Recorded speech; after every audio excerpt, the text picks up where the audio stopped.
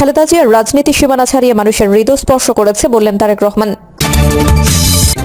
ওসিকে হুমকি, বৈষম্য বিরোধী সেই নেতাকে শোকজ। জানাবো কূটনীতির মেরুকরণ, দিল্লি থেকে দূরে, ইসলামাবাদের কাছে ঢাকা। এবং সর্বশেষ জানাবো ট্রাম্পের কাছে প্রেসিডেন্ট মাদ্রো ও তার স্ত্রীর জীবিত থাকার প্রমাণ চাইল ভেনেজুয়েলা। এতক্ষণ শুনলেন সংবাদ শিরোনাম, এবারে বিস্তারিত। খালেদা জিয়ার রাজনীতি সীমানা ছাড়িয়ে মানুষের হৃদয় স্পর্শ করেছেন বললেন তারেক রহমান। বিএনপি চেয়ারপারসন ও সাবেক প্রধানমন্ত্রী বেগম খালেদা জিয়ার রাজনীতির গণ্ডি ছাড়িয়ে বহু দূর পর্যন্ত বিস্তৃত হয়েছে এবং পরিচয়, আদর্শ ও অবস্থানের ঊর্ধ্বে উঠে অগণিত মানুষকে স্পর্শ করেছে বলে মন্তব্য করেছেন বিএনপির ভারপ্রাপ্ত চেয়ারম্যান তারেক রহমান। খালেদা জিয়া ভিন্ন ভিন্ন মানুষের কাছে ভিন্ন ভিন্ন তাৎপর্য বহন করতেন উল্লেখ করে তারেক রহমান লেখেন, মরহুমা বেগম খালেদা জিয়ার জন্য 3 দিনের রাষ্ট্রীয় শোক সমাপ্ত হয়েছে। এই সময় দেশ জুড়ে এবং বিদেশে অবস্থানরত শোভা অনুদ্দায়ীদের কাছ থেকে প্রাপ্ত ভালোবাসা, সমবেদনা ও দুয়া আমাদের পরিবারকে গভীরভাবে নাড়া দিয়েছে। এই 3 দিনে আমরা আরো উপলব্ধি করেছি, আমার মা ভিন্ন ভিন্ন মানুষের কাছে ভিন্ন ভিন্ন তাৎপর্য বহন করতেন। অনেক ক্ষেত্রে তা ছিল এতটাই অর্থবহ যা হয়তো আমরা নিজেরাও পুরোপুরি উপলব্ধি করতে পারিনি। তারেক রহমান বলেন, অনেকের কাছে তিনি ছিলেন আপোষহীনতার প্রতীক, নিজের বিশ্বাসের পক্ষে সাহসের সঙ্গে দাঁড়ানোর অটল প্রেরণা। রাজনীতির গণ্ডি ছাড়িয়ে এই প্রেরণা বহু দূর পর্যন্ত বিস্তৃত হয়েছে, পরিচয়, আদর্শ ও অবস্থানের ঊর্ধ্বে উঠে অগণিত মানুষকে স্পর্শ করেছে। আমরা অন্তর্বর্তীকালীন সরকার, অধ্যাপক মোহাম্মদ ইউনূস এবং তার উপদেষ্টা পরিষদের প্রতি চিরকৃতজ্ঞ। তাদের নেতৃত্ব ও দ্রুত সমন্বয়ের কারণে এই স্বল্প সময়ের মধ্যে এই বিরল ও সম্মানজনক অন্তিম আয়োজন সম্পন্ন করা সম্ভব হয়েছে। খালেদা জিয়ার শেষ যাত্রায় অংশ নেওয়া প্রতিবেশী ও বিদেশি বন্ধুদের প্রতিটি সম্মাননাই অভূতপূর্ব জানিয়ে তিনি বলেন, আন্তর্জাতিক পরিমণ্ডলেও আমাদের প্রতিবেশী ও বন্ধু রাষ্ট্রসমূহ, দেশ বিদেশের নেতৃবৃন্দ, কূটনৈতিকবৃন্দ এবং বিশ্বের নানা প্রান্তের অংশীদারদের প্রতি আন্তরিক ধন্যবাদ জানাই।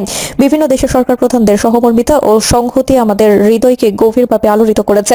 জানা যায়, তিনি বিভিন্ন দেশের সম্মানিত ব্যক্তিদের উপস্থিতি, সমবেদনা চিঠি ও বার্তা, শোক বইয়ের লেখা কথা, সামাজিক মাধ্যমে অগণিত অনুভূতির প্রকাশ, বাংলাদেশে অবস্থিত মিশন ও বিভিন্ন প্রতিষ্ঠানের আনুষ্ঠানিক বিবৃতি, প্রতিটি সমারোহণায় ছিল অভূতপূর্ব। তারেক রহমান বলেন, আমি আবারও কৃতজ্ঞতা জানাই সশস্ত্র বাহিনী, আইন শৃঙ্খলা রক্ষাকারী বাহিনী এবং প্রশাসন ও বিভিন্ন মন্ত্রণালয়ের সঙ্গে যুক্ত প্রতিটি সদস্যকে। মায়ের শেষ বিদায়ে আপনাদের দায়িত্ববোধ ও শ্রদ্ধাঞ্জলি জিয়া পরিবারকে গভীরভাবে স্পর্শ করেছেন। তিনি আরো বলেন, এই শোকের দিনগুলোতে যেন মর্যাদা ও সম্মানের সঙ্গে সম্পন্ন হয়, সেজন্য যারা ভূমিকা রেখেছেন তাদের সবার প্রতি আমরা কৃতজ্ঞ। বিশেষভাবে ধন্যবাদ জানাতে চাই প্রেসিডেন্ট গার্ড রেজিমেন্টকে, তাদের সম্মানসূচক গার্ড অব অনার ও শেষ সালাম আমার মায়ের জীবন অবদানের প্রতি সর্বোচ্চ শ্রদ্ধা নিবেদন করেছেন।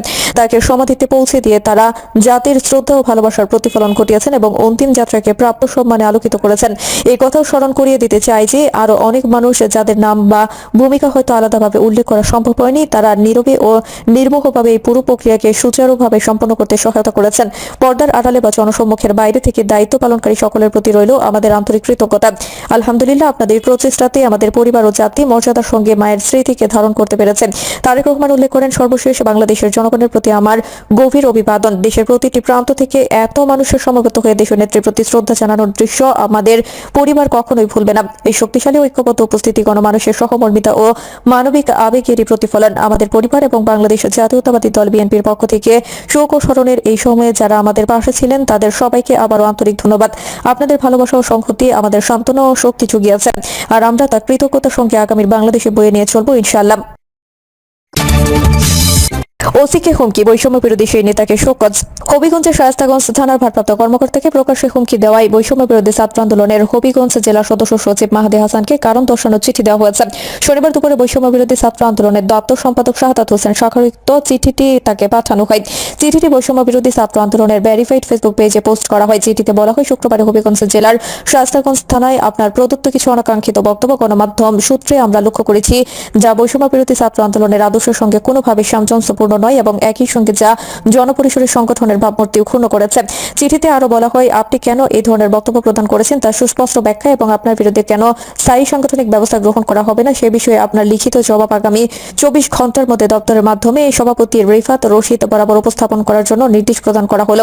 পাশাপাশি পরবর্তী নির্দেশনা না দেওয়া পর্যন্ত আপনাকে সংগঠনের সকল প্রকার সাংগঠনিক কার্যক্রম থেকে বিরত থাকার নির্দেশ দেওয়া হলো। এর আগে গতকাল শুক্রবার দুপুরে শায়েস্তাগঞ্জ থানায় ওসিকে হুমকি দেওয়ার ঘটনা ঘটে। পরে সামাজিক যোগাযোগ মাধ্যমে মাহাদির ওই বক্তব্যের একটি ভিডিও ছড়িয়ে পড়লে ব্যাপক সমালোচনা শুরু হয়। ভিডিওতে দেখা যায় থানার ভেতরে বসে ওসির সঙ্গে বাক বিতণ্ডতার এক পর্যায়ে মাহাদি হাসান নিজেকে বৈষম্য বিরোধী আন্দোলনের নেতা দাবি করেন এবং বিভিন্ন সহিংস ঘটনার কথা উল্লেখ করে হুমকিমূলক বক্তব্য দিচ্ছেন। কূটনীতির মেরুকরণ, দিল্লি থেকে দূরে, ইসলামাবাদের কাছে ঢাকা। পরিবর্তিত রাজনৈতিক প্রেক্ষাপট বাংলাদেশের কূটনীতিতে এখন বইছে পরিবর্তনের নতুন হওয়া 2024 সালের 5 আগস্ট ছাত্র জনতার বিপ্লবের পর দেশের অভ্যন্তরীণ রাজনীতির পাশাপাশি আমল বদলে গেছে আঞ্চলিক সম্পর্কের মানচিত্র। দীর্ঘ দেড় দশকের একমুখী ধারণার অবসান ঘটিয়ে এখন ঢাকা থেকে তার প্রতিবেশী ও বন্ধুদের সঙ্গে সম্পর্কের নতুন বয়ান লিখেছেন। তবে এই অগ্রযাত্রা একদিকে যেমন দিল্লির সঙ্গে তৈরি হয়েছে নজিরবিহীন কূটনৈতিক শীতলতা ও টানাপোড়েন, অন্যদিকে ইসলামাবাদের সঙ্গে তৈরি হচ্ছে দীর্ঘ দেড় যুগের স্থবিরতা ভাঙার নতুন সম্ভাবনা। তবে 71 গণহত্যার জন্য আনুষ্ঠানিক ক্ষমা প্রার্থনা, প্রায় $4.5 বিলিয়ন পাওনা পরিশোধ এবং আটকে পড়া পাকিস্তানি নাগরিকদের প্রত্যাবাসনের মতো অমীমাংসিত ইস্যুগুলোর সামনে এলে কিছুটা অস্বস্তিতে পড়েছে ইসলামাবাদ। সংশ্লিষ্টরা বলছেন 2024 সালের 5 আগস্টের পর থেকেই বাংলাদেশ ও ভারতের সম্পর্ক এক ধরনের অস্বস্তির মধ্য দিয়ে এগোচ্ছে। যদিও গত 16 মাসে উভয় পক্ষ সম্পর্কে স্বাভাবিক করার কথা বলেছে, কিন্তু বাস্তব চিত্র ভিন্ন। এক্ষেত্রে বরাবরই প্রধান অন্তরায় হয়ে দাঁড়িয়ে ক্ষমতাচ্যুত প্রধানমন্ত্রী শেখ হাসিনার অবস্থান। এছাড়া সম্প্রতি ইনকিলাব মঞ্চের আহ্বায়ক শরীফ ওসমান হাদি এবং ময়মনসিংহে পোশাক শ্রমিক দীপুচন্দ্র দাস হত্যাকাণ্ডের ঘটনা দুই দেশের সম্পর্কে নতুন চ্যালেঞ্জ তৈরি করেছে। সম্প্রতি ভারতে অবস্থিত বাংলাদেশের মিশনগুলোতে হামলা ও ভাঙচুরের ঘটনা ঘটেছে। এর প্রতিবাদে দিল্লি ও আগরতলায় ভিসা ও কনসুলার সেবা বন্ধ করে দিয়েছে ঢাকা। অন্যদিকে সংখ্যালঘুদের উপর নির্যাতনের অভিযোগ তুলে পশ্চিমবঙ্গের শিলিগুড়িতে বাংলাদেশের ভিসা কেন্দ্রে হামলা চালিয়েছে ভারতের হিন্দুত্ববাদী 3টি সংগঠন, যার পরিপ্রেক্ষিতে কেন্দ্রটি অনির্দিষ্টকালের জন্য বন্ধ করে দেওয়া হয়। এছাড়া চট্টগ্রাম ভারতীয় সহকারী হাইকমিশনেও হামলার ঘটনা ঘটেছে। এসব ঘটনাকে কেন্দ্র করে দুই দেশের কূটনীতিকদের পাল্টাপাল্টি তলব দ্বিপাক্ষিক সম্পর্কে উত্তেজনা বাড়িয়েছে। গত 2 সপ্তাহের ব্যবধানে উভয় দেশ দুবার করে পরস্পরের দূতকে তলব করে প্রতিবাদ ও উদ্বেগ জানিয়েছে। সর্বশেষ 23 ডিসেম্বর সকালে ঢাকায় নিযুক্ত ভারতের হাইকমিশনার প্রণয় বার্মাকে পররাষ্ট্র মন্ত্রণালয়ে তলব করা হয়। এর প্রতিক্রিয়ায় ওই দিন বিকালে দিল্লিতে বাংলাদেশের হাইকমিশনার রিয়াজ হামিদুল্লাহকে তলব করে ভারতের পররাষ্ট্র মন্ত্রণালয়।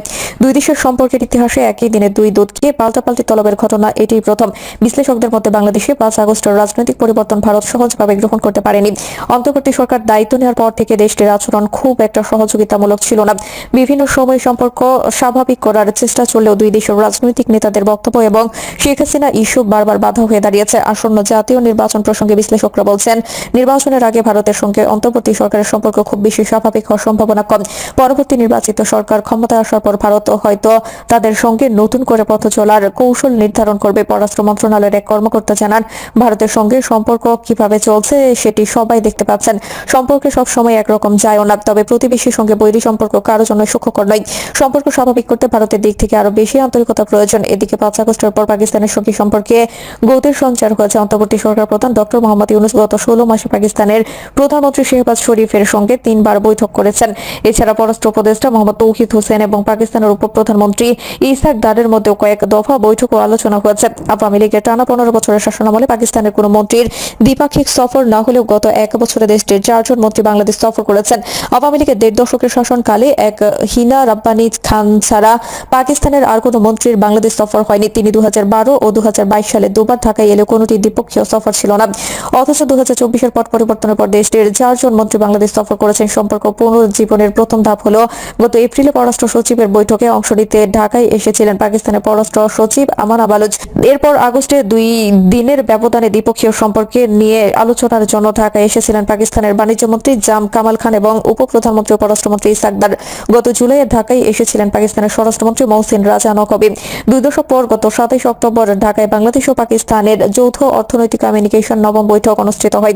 দীর্ঘ বিরতির পর অনুষ্ঠিত ওই বৈঠকে নেতৃত্ব দিতে ঢাকা সফর করেছিলেন পাকিস্তানের পেট্রোলিয়াম মন্ত্রী আলী পারভেজ মালিক। এছাড়া পাকিস্তান নৌবাহিনী প্রধান অ্যাডমিরাল নাভিদ আশরাফ ছাড়াও দেশটি আরও কয়েকটি প্রতিনিধি দল ঢাকা সফর করেছিলেন। প্রিয় দর্শক, এই ছিল এখনকার সর্বশেষ সংবাদ। আপনাদের সব সংবাদ পেতে চ্যানেলটি সাবস্ক্রাইব করে বেল আইকনটি ক্লিক করে রাখুন।